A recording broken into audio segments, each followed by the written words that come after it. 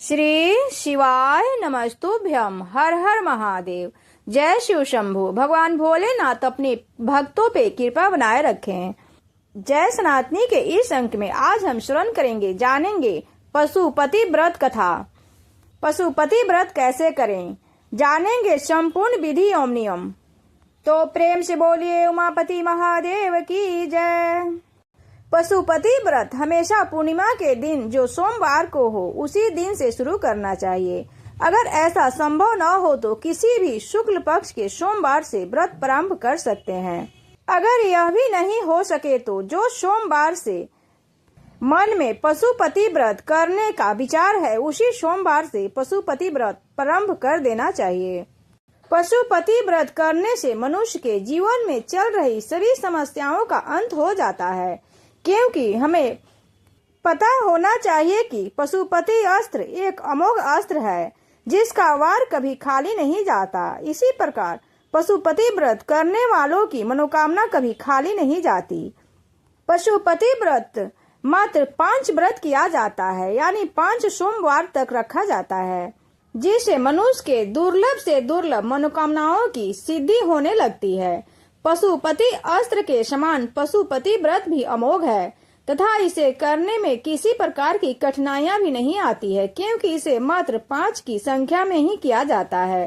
5वें व्रत में ही उद्यापन किया जाता है, इसलिए यह काफी असरदार और आसान व्रत है।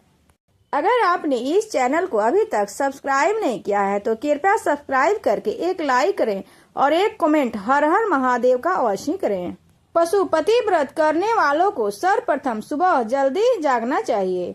पशुपति व्रत करने वाले को एक थाली जरूर लेना चाहिए। थाली में ही पूजा की सभी सामग्रियां लेकर शिवालय में जाना चाहिए। जिस थाली से सुबह पूजन करना है उसी थाली को वापस सुबह के पूजन के बाद वैसे ही ले जाना होगा।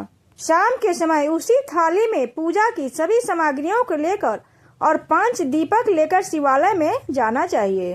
व्रत करने के लिए मन, कर्म और वचन से शुद्ध होना चाहिए तथा भगवान भोलेनाथ पर विश्वास होना चाहिए। पीतल, तांबे या कांसे की एक थाली, सफेद चंदन, फूल, बेलपत्र, नंदी जी के लिए दुर्वा, आंकड़े का फूल और पत्ता, समी का फूल और पत्ता, पंचामृत यानी दूध, दही, घी, शक्कर, शहद, साफ जल जिसमें गंगाजल मिश्रित हो, बेलपत्र, भोग के लिए कुछ मीठे का प्रसाद और पूजन के लिए रोली, चंदन, घी का एक दिया, भस्म, इत्र, कलावा, जनेऊ इत्यादि लेकर शिवालय में जाएं। पशुपति व्रत करने वालों को ब्रह्म मुहूर्त में जागकर अपने सभी दैनिक क्रियाकलापों से निवृत्त होकर घर में अपने देवी देवताओं की पूजा करने के बाद एक थाली तैयार करनी चाहिए। जिस थाली में पूजन की सामग्री को सजा लें और इसे लेकर किसी शिव मंदिर में जरूर जानी चाहिए। यदि व्यवस्था शिव मंदिर दूर हो और न जा सके तो घर पर ही यह पूजन कर सकते हैं, परंतु इस पूजन में घर पर पूजन करना जल्दी फलीभूत नहीं होता है, इसलिए इस पूजन को मंदिर में शिवालय में ही करना चाहिए। फिर शिवालय में जाके सबसे पहले एक घी का दिया प्रज्वलित करनी चाहिए और व्रत का संकल्प लेनी चाहिए। भगवान भोलेनाथ को अपनी मनोकामना बतानी चाहिए। फिर सर्वप्रथम भगवान भोलेनाथ को गंगाजल मिले हुए जल से स्नान कराएं। इसके बाद दूध, दही, घी, शक्कर और शहद से एक एक करके सभी चीजों से भगवान भोलेनाथ का अभिषेक करना चाहिए। जब सभी अभिषेक पूर्ण हो जाए तो अंत में फिर स्वच्छ जल से महादेव को स्नान करानी चाहिए।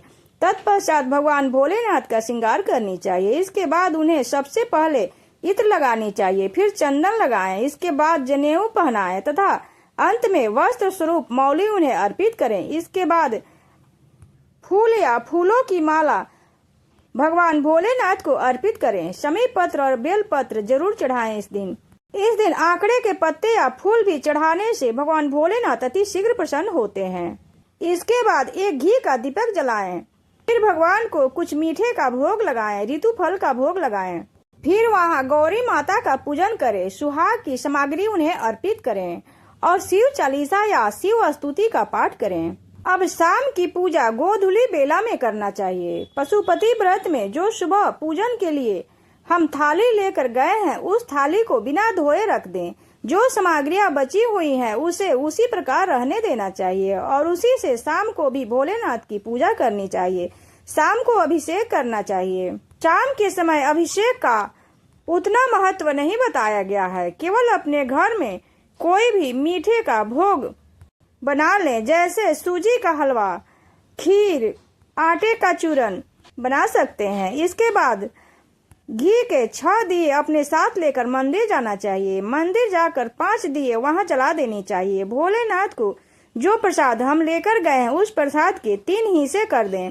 2 हिस्से मंदिर में छोड़ दें और 1 हिस्सा स्वयं के लिए उठाकर घर ले आएं और उस प्रसाद को पूजा के बाद स्वयं ग्रहण करनी चाहिए और भूल से भी उसे किसी अन्य व्यक्ति को नहीं देनी चाहिए। प्रसाद ग्रहण करने के बाद पहले 5 दिए मंदिर में प्रज्वलित करें और 1 दिए बिना जलाए अपने घर लेकर आएं। इस दिए को घर की चौखट पर यानी अपने घर की तरफ मुंह कर लें। फिर हमारा दाहिना हाथ जिधर है इसी दाहिने हाथ की तरफ घर की चौखट पर ही घी का 1 दिया जला दें और भोलेनाथ को प्रणाम कर अपनी मनोकामना की पूर्ति की कामना करें। फिर घर में जाकर वह जो तीसरा हिस्सा हम मंदिर से लेकर आए हैं उसे ग्रहण करनी चाहिए। इस प्रकार शाम की पूजा पूर्ण होती है। अब व्रत की कथा जानते हैं। शिव पुराण और रुद्र पुराण में कई बार वर्णन आता है कि जो भक्त पशुपतिनाथ जी का कथा का श्रवण करता है, श्रवण मात्र से उसके सारे पापों का अंत हो जाता है, उसे असीम आनंद की प्राप्ति होती है और वह शिव का अत्यधिक प्रिय बन जाता है। एक समय की बात है जब शिव चिंकारा का रूप धारण कर निद्रा ध्यान में मग्न थे। उसी वक्त देवी देवताओं पर भारी आपत्ति आन पड़ी और दानवों और राक्षसों में तीनों लोकों में स्वर्ग की त्राही त्राही मचा दी तथा देवताओं भयभीत होने लगे। तब देवताओं को यह भी स्मरण था कि इस समस्या का निदान केवल शंकर भगवान ही कर सकते हैं। इसलिए वह शिव को वाराणसी वापस लेने जाने के प्रयत्न करने के लिए शिव के पास गए, परंतु जब शिव ने सभी देवी देवताओं को उनकी ओर आते हुए देखा तो शिव ने नंदी में छलांग लगा दी। छलांग इतनी तीव्र थी कि उनके सिंह के 4 टुकड़े हो गए। इसके पश्चात भगवान पशुपति चतुर्मुख लिंग के रूप में प्रकट हुए। तभी से पशुपतिनाथ जी का पूजन और व्रत करने का विधान है। एक कथा के अनुसार एक बार की बात है, भगवान शिव नेपाल की सुंदर तपोभूमि से आकर्षित होकर एक बार कैलाश छोड़कर यहाँ आए और यहीं ठहरे। इस क्षेत्र में यह 3 सींग वाले हिरण चिंकारा के रूप में विचरण करने लगे। इसलिए इस क्षेत्र को पशुपति क्षेत्र या मृग स्थली भी कहा जाता है। शिव को इस तरह अनुपस्थित देखकर ब्रह्मा और विष्णु चिंतित हो गए और दोबारा दोनों देवता भगवान शिव की खोज में निकल पड़े। इस रमणीय क्षेत्र में उसने एक दिव्यमान मोहक 3 सींग वाला मृग विचरण करते देखा। उन्हें मृग रूपी शिव पर शक होने लगा। योग विद्या से ब्रह्मा जी ने तुरंत पहचान लिया कि यह मृग नहीं बल्कि भगवान आशुतोष हैं। तुरंत ही ब्रह्मा जी उछले और मृग के सिंग को पकड़ने की कोशिश करने लगे। इससे मृग के सिंग के 3 टुकड़े हो गए। उसी सिंह का एक पवित्र टुकड़ा टूटकर यहाँ पर गिर गया, जिसकी वजह से यहाँ महारुद्र जी का जन्म हुआ, जो आगे चलकर पशुपतिनाथ जी के नाम से प्रसिद्ध हुए। भगवान शिव जी की इच्छा के अनुसार भगवान शिव ने भगवान विष्णु से मोक्ष लेने के बाद नागमती के ऊंचे टीले पर एक लिंग स्थापित किया, जो पशुपति के रूप में प्रसिद्ध हुआ। अब पशुपति व्रत की उद्यापन विधि जानते हैं। पशुपति व्रत का उद्यापन व्रत के 5वें दिन ही किया जाता है।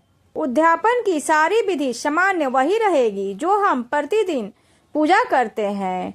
5 दीपक जलाते हैं, प्रसाद का 3 हिस्सा करते हैं। उसके अलावा एक काम और करना होता है। उद्यापन के दिन थोड़ा सा कोई भी अनाज 108 ले सकते हैं। चावल के दाने या मूंग के दाने या फिर बेलपत्र 108 चढ़ाना होता है। एक नारियल पर 5 बार कलेवा लपेटकर 11 या 21 रुपए शिव मंदिर में भगवान भोलेनाथ से अपनी मनोकामना पूरी करने के उसे रखकर प्रार्थना करें और फिर उसे दक्षिणा स्वरूप किसी ब्राह्मण को देकर व्रत को पूर्ण करें। इस प्रकार व्रत करने से महादेव सभी मनोकामनाएं पूर्ण कर देते हैं। फिर भगवान पशुपतिनाथ का आरती करें और अंत में भगवान से क्षमा प्रार्थना करें। पशुपति व्रत में शाम की पूजा हमेशा सूर्यास्त के समय यानी सूर्यास्त के 1 घंटे पहले और सूर्यास्त के 1 घंटे बाद तक ही इसका समय होता है। कभी भी संध्या काल की पूजा रात्रि में नहीं करनी चाहिए। संध्या पूजा का सही समय गोधूली बेला ही माना जाता है। हर हर महादेव। ओम नमः शिवाय।